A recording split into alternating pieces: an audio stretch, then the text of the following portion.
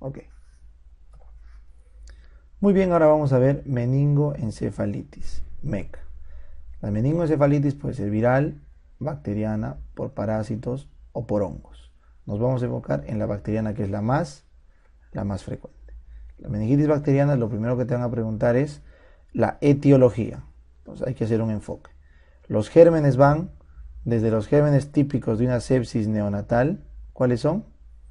Streptococo, bueno, vamos a poner Escherichia coli, Streptococo del grupo B y Listeria monocytogenes.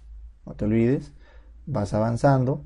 En el niño, a medida, ponle entre el mes y los 12 meses aproximadamente, tienes lo mismo, pero aparece Mobius influenza B, el Streptococo y el meningococo. ¿Está bien? En los niños que ya empiezan a ir del año a los 18 años al nido, al lugar donde hay mucha gente, primer puesto meningococo, luego Streptococo. Y en el adulto, hasta los 50, 60 años aprox, es un umbral, es gris la zona, predomina el Streptococo, luego el meningococo. Cambio en el mayor de 50 años para algunos, mayor de 60 para otros, en los viejitos en adelante, empieza a aparecer Streptococo, meningococo, pero aparece Listeria nuevamente. ¿Está bien? Y si hay factores de riesgo, Escherichia coli aparece. ¿Se dan cuenta? Este es el enfoque etiológico de la MEC. Por lo tanto, ¿cierto? Tú ya que tienes la sospecha etiológica, te vienes acá y vas a hacer el diagnóstico clínico. La meningitis se diagnostica clínicamente. Cuando es solo meningitis hay los signos meningios. ¿Cuáles son? Rigidez de nuca, Kernig con K de ni de rodilla, una flexión de rodilla cuando estiras la otra pierna, y Brunchinsky, que es la flexión de rodillas cuando estiras el cuello. ¿Está bien? Estos signos meningios, ¿a qué van? Fiebre intensa, mayor a 38 grados y medio, intensa, súbita, menos de 3 días.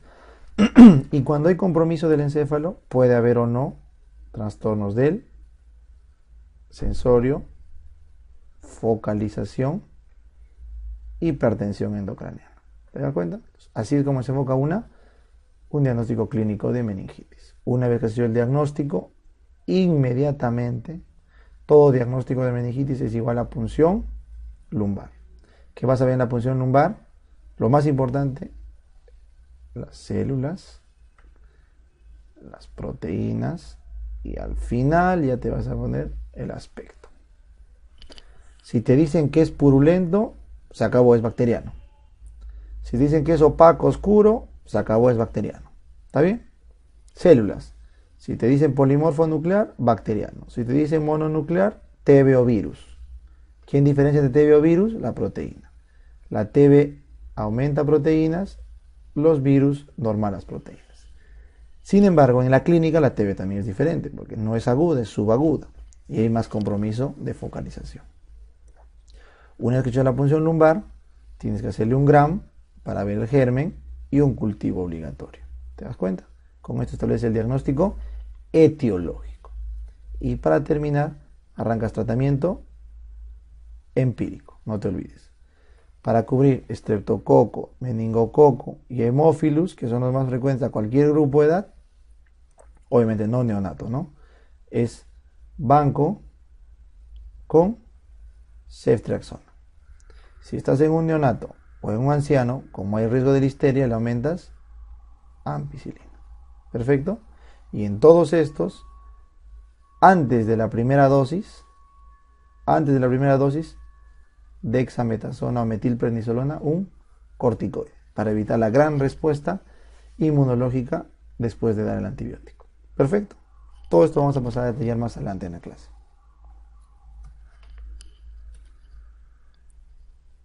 Infecciones del sistema nervioso central. Miren, el sistema nervioso central, como cualquier tejido, no se olviden, esta parte de mí también cuando llevé pato es importante que la tengan clara. Mira, cualquier órgano puede sufrir enfermedades congénitas,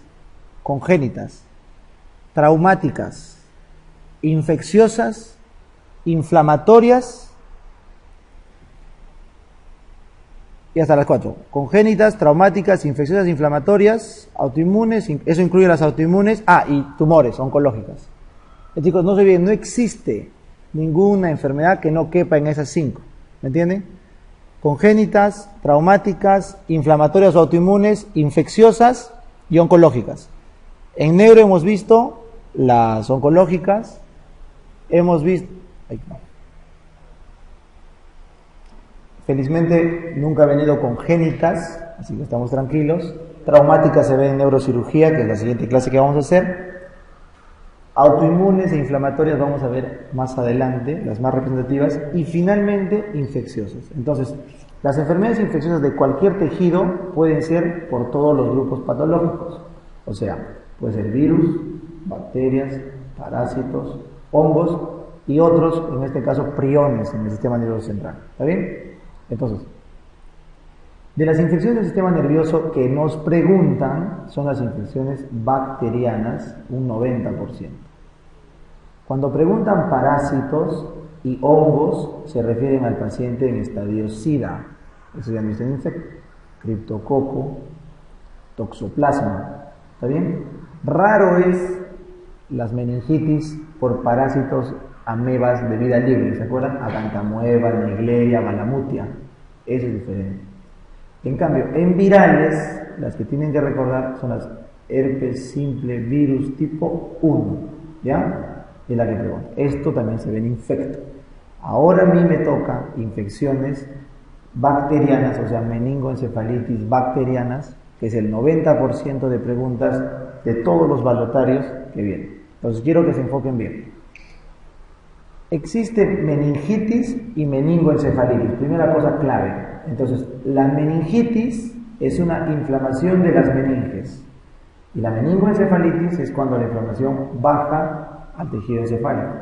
Clínicamente, ¿qué significa? Eso tiene que aprender. Meningitis clínicamente es fiebre, cefalea, con clínica de meninges. O sea, rigidez de nuca, Kernick y Brunzinski. Eso es clínica. ¿Y cuándo se vuelve encefalitis? Cuando hay ¿qué? Trastorno del sensorio o focalización. ¿Me entienden? Entonces la meningitis tiene un cuadro clínico y la meningoencefalitis tiene otro cuadro clínico. Es aditivo. Pero ¿puede haber encefalitis sola? Claro. Hay encefalitis virales, bacterias, encefalitis, donde solo hay trastorno del sensorio con fiebre y focalización. ¿Está bien? Entonces, en este caso, vamos a hablar de la meningoencefalitis aguda, aquella que ocurre en menos de 7 días. ¿Ya? La fisiopatología, aprende esto, es que la bacteria, ¿por qué voy a hablar de bacteria? Porque el más del 90% son bacterianas, ¿no es cierto? Eso es lo que nos importa. Entonces, las meningitis agudas, la bacteria tiene factores patogénicos diferentes de una bacteria normal que hacen que atraviesen desde donde están hasta el cerebro, o en su defecto un traumatismo ha roto la barrera hematoencefálica y deja que la bacteria entre. ¿Está bien? Entonces, por ejemplo, ¿qué hace que este Streptococcus pneumoniae, que yo lo tengo en mi garganta, tú lo tienes, todos lo tenemos, me den meningitis? Es porque sus factores patogénicos son lo suficientemente agresivos para atravesar toda mi sangre, mi barrera hematoencefálica, y mi defensa encefálica no es capaz de suprimirlo. ¿Me entienden? Esa es la fisiopatología. Hay artículos de los 50.000 factores que tiene un estreptococo para poder llegar al cerebro, ¿ya? Por eso quiero que vean que no, así nomás no te va a dar meningitis, ¿entienden? Salvo el meningococo, que ese sí tiene una alta virulencia. Si uno de ustedes tiene meningococo y están en clases, van a tener que hacer profilaxis del resto, porque sí tiene alta virulencia. Las demás bacterias son factores muy particulares del huésped que permiten que le infecte. ¿Estamos bien? Ya. Quiero que quede claro porque al cerebro así nomás no llegan bacterias, no es fácil. Segundo criterio que tienen que tener en esta parte. El sistema nervioso central es un sitio inmunológicamente privilegiado. ¿Se acuerdan cuáles son los lugares santuarios del sistema inmune? Los santuarios, ¿se acuerdan? El testículo, el timo y el cerebro. ¿Se acuerdan? Son lugares donde la respuesta inmune difícilmente llega. Inclusive en el testículo y en el timo es un santuario totalmente sellado donde ni siquiera se pueden presentar antígenos. ¿Me entienden? En cambio en el cerebro todavía hay microglía. hay presentación de antígenos, pero no pasan las células inmunes al tejido encefálico. ¿Está bien? Eso quede claro. Entonces, cuando tú tienes una infección en el cerebro, todo el tratamiento tiene que ser antibiótico, pero ¿de qué tipo? Bactericida. No puede ser bacteriostático, porque a tu cerebro no van a llegar ni células inmunes ni anticuerpos. Por eso ningún tratamiento del cerebro es vía oral, ningún tratamiento del cerebro es por pocos días, ni con fármacos débiles. Todos son con fármacos bactericidas a dosis bactericida y endovenosos, salvo el cloranfenicol, que vamos a ver más adelante. ¿Está bien? Eso quiero que quede claro. Segunda cosa que quiero que tengan claro, la meningitis es una emergencia médica. Emergencia es emergencia, eso también tenganlo claro. Desde internos aprendan a diferenciar la urgencia de la emergencia del escándalo, lo que les pido. Emergencia es lo que realmente es emergente. Tú tienes que parar todo lo que estás haciendo, voltear de cabeza el hospital y salvar ese caso. Urgencia no, por más que te pelees, es una urgencia hipertensiva y se acabó. Y finalmente los escándalos, cuando van por dolores irrelevantes a sus guardias, por favor, enseñen a la gente que tiene que irse. No somos buenas gentes por atender cosas que no van en una emergencia. Congestionamos el sistema. ¿Me chicos? Entonces, muy educadamente a mí me han enseñado en el Rebagliati a despachar a su casa a la gente que no tiene una urgencia o una emergencia. Despachar. No nada que darle palo, despachar. Chao. Yo tuve la suerte de que en mis rotaciones me enseñaron así de frente, tanto los internistas como los cirujanos. ¿Ya? Ese es un consejo que les doy. Porque el sistema de salud se sobrecarga. Esa es la razón por la cual las emergencias de otros hospitales grandes revientan, porque viene el puro caso que no es urgencia. Pero meningitis es una emergencia. Entonces, vamos a empezar con la etiopatogenia. La etiopatogenia. El cuadro de meningitis o meningoencefalitis a lo largo de la vida está bien marcado por el grupo de bacterias que atacan. En el neonato, las bacterias que complican, que hacen meningitis, son las mismas que dan la sepsis neonatal. Perfecto. Agalactiae, coli, monocitógenes, salmonella. Por lo tanto, ya han hecho en pediatría, no sé si han hecho en neonato todavía, toda sepsis neonatal es diferencial con meningitis.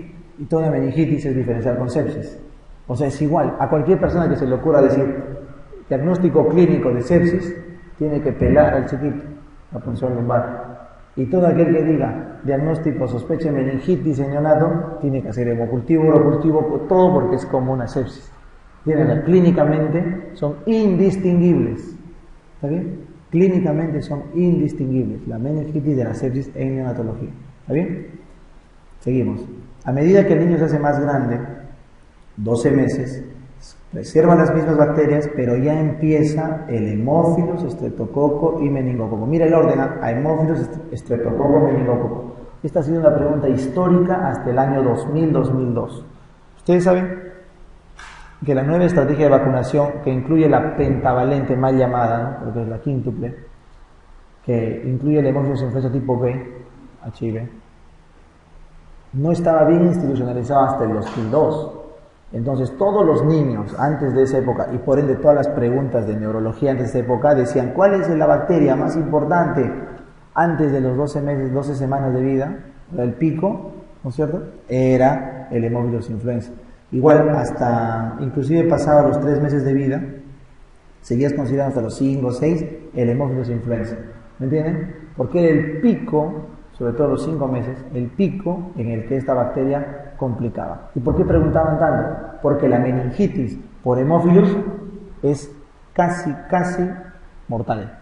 ¿Me entienden? Aún con tratamiento en estos chicos. No se olviden que en cualquier grupo etario la meningitis es 100% mortal sin tratamiento. Sin tratamiento. Y con tratamiento la mortalidad baja un 30-40%. Es altísima. ¿Me entienden? Una meningitis si no lo tratas se muere. Así es fácil. Y lean el Up to Date, 100% de mortalidad. Y con tratamiento puedes bajar a mortalidad 30-40%. Pero esta de hemófilos, aún con tratamiento, es altamente mortal y casi 100% lo deja secuelado, o sordo o ciego. ¿Me entienden? Por eso siempre hace una pregunta histórica: ¿cuál es el agente etiológico a los 5 meses de vida más importante o más frecuente de meningitis? Influenza.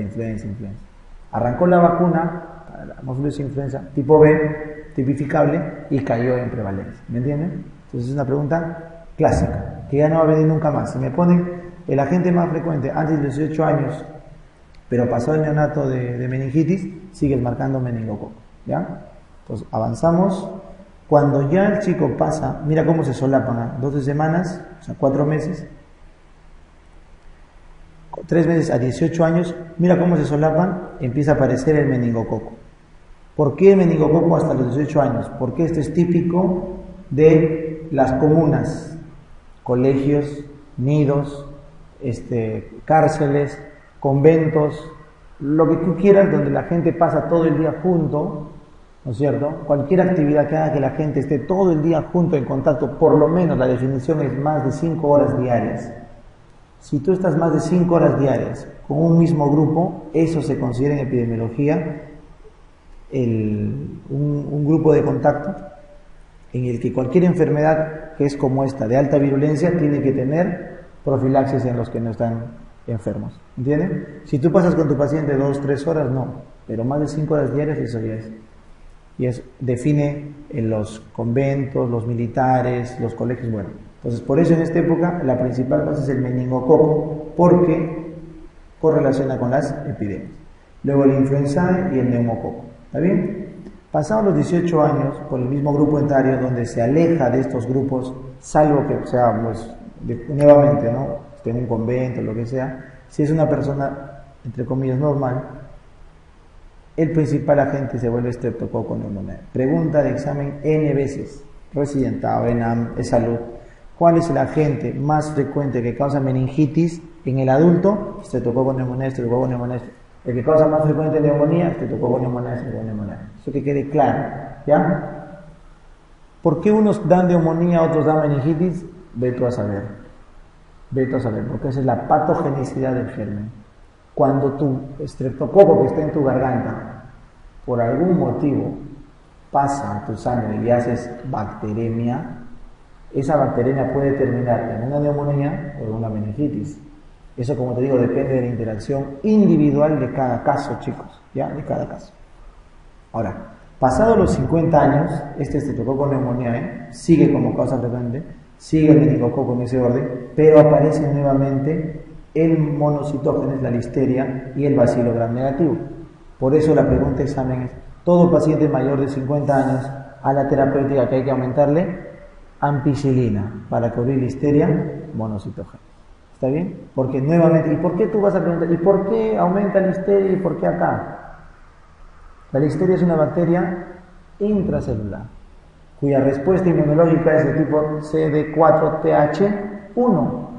O sea, la respuesta inmunológica contra la listeria es del tipo TH1, o sea, celular. ¿Cuándo madura el sistema inmune celular en una persona? Al año, 12 meses. ¿También? Pues, al año de vida recién está. Entonces, la listeria sigue siendo un agente causal hasta que no madure el sistema inmunitario celular. Y a partir de qué edad empieza a declinar, 55 años en adelante, la inmunidad celular. Por eso la listeria es una. ¿Está bien? Muy bien. Pues con esto que queda claro, pasamos a la clínica. Esta bacteria, una vez que infecta el cerebro y las meninges, las inflama y esto genera la clínica. Dijimos que la clínica de la meningitis es fiebre, pero por favor fiebre alta, mayor a 38.5 grados. No ve fiebre 37.8, 38, meningitis. No, pues, no. Tu sospecha en fiebres altas, de inicio súbito. Súbito me refiero menor a 48, 72 horas. Una fiebre que en menos de 72 horas estás en 38, 39 grados, de neumonía, sepsis, meningitis. ¿Está bien? Segundo, la cefalea. La cefalea es intensa, discapacitante, global, pulsátil. Es intensa, el paciente no puede andar. Tienes que saber diferenciar también el grado. Una migraña te puede tumbar, una meningitis es insoportable. El paciente, yo tuve la oportunidad de ver 2 meningitis en medicina interna y el paciente no puede con su vida, o sea, no tiene posición para el dolor de cabeza, ¿entiendes? Y obviamente te das cuenta. Después vienen los signos del meningismo. O sea, los signos típicos de la lesión de la meninge. Entonces, a partir de los 10 meses de vida, recién empezamos a encontrar estos signos meningeos. Kernig, Brunzinski y rigidez de nuca. ¿Está bien? Rigidez de nuca es cuando el paciente se opone a la flexión pasiva de la cabeza con el examinador. ¿Está bien? Esto de acá es rigidez de nuca. Tú sientes una resistencia. Kernig, acuérdate, Kernig es con K. En inglés, ¿cómo se dice rodilla? Knie, ¿no es cierto? Knie. Entonces, ese es paciente. Cuando yo levanto, extiendo la rodilla, paciente, el otro pie contralateral tiene que flexionarlo por el dolor. ¿Por qué? Porque yo al extender la fascia lata, mira, la fascia lata, jalas todos los tendones, traccionas sin querer el nervio ciático. ¿Entiendes? Al extender toda la pierna, la fascia lata comprime todos los músculos y estás traccionando el nervio ciático, que hasta sus orígenes y tracciona el plexo. Al traccionar el plexo, como está irritada la meninge, duele. ¿Me entienden? Esa es la lógica de ese dolor. Entonces, el paciente tiene que flexionar la otra pierna, ¿me entiendes? Para soltar el otro ciático, para que no jales tanto, ¿me entiendes? Esa es la lógica en el Kernig. En cambio, el Brunzinski es cuando levantas el cuello, de frente te vas a levantar, a estirar la meninges en cervical y el paciente flexiona las piernas. Ese es el Brunzinski. ¿Está bien? Entonces, estos signos te dicen hay inflamación de la meninge. Si tienes la fiebre, entonces el paciente está con una meningitis. Y si tienes trastorno del sensorio, o sea, el Glasgow empieza a caer, o sin que caiga, el paciente está somnoliento, estuporoso, entonces, es una meningoencefalitis. ¿Se dan cuenta? Esta meningoencefalitis puede focalizar, que es raro, y lo más frecuente es que haga hipertensión endocraniana con paresia del sexto, tercero y octavo par, sobre todo el sexto. Ya vimos en la anterior clase, en tumores del cerebro, cuando hay hipertensión endocraniana, el sexto par es el primero en lesionarse porque es el más largo, y aparte porque gran parte de su trayecto lo hace por la cisterna del interpeduncular, entre los dos pedúnculos del mesencéfalo. Entonces, como pasa por esa cisterna, la presión hace que se comprima y el sexto par, hace una neuropatía o mononeuropatía compresiva. ¿Está bien? Ya. Entonces, tienes identificado tu cuadro y como buen interno se te ocurre poner MEC. No, pues, no. ¿Es MEC o no es MEC? ¿Me entiendes? El diagnóstico de meningitis es clínico, ¿me entiendes? Tú vas a comprobarlo con el cultivo, pero el diagnóstico es clínico, porque tú no puedes poner DD y luego no dar tratamientos. Eso quiero que lo tengas claro. Toda meningitis, sospecha clínica de meningitis, tienes que buscar estos signos y estableces el diagnóstico. Entonces mi profe me decía, tú ponle, tienes fiebre, tienes cefalea, tienes meningitis, tienes clínica meningia, ponle meningitis. ¿Qué tienes miedo? Descartar meningitis. Ponle meningitis. ¿Por qué? Porque esta sospecha, inmediatamente después de decir que es meningitis, tienes que hacer ¿qué cosa? Punción lumbar. Inmediatamente has dicho el paciente tiene clínica de meningitis, el siguiente paso inmediato es punción lumbar. Es un paso automático. Cuando nos vienen historias de auditoría médica y me ponen, ¿no? Descartar meningitis, ya, pásale, o meningitis. E inmediatamente en esa misma evolución, no está el RP, punción lumbar, es una no conformidad mayor, que atenta contra la vida del paciente.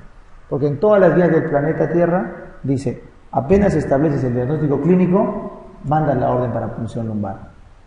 ¿Me entiendes?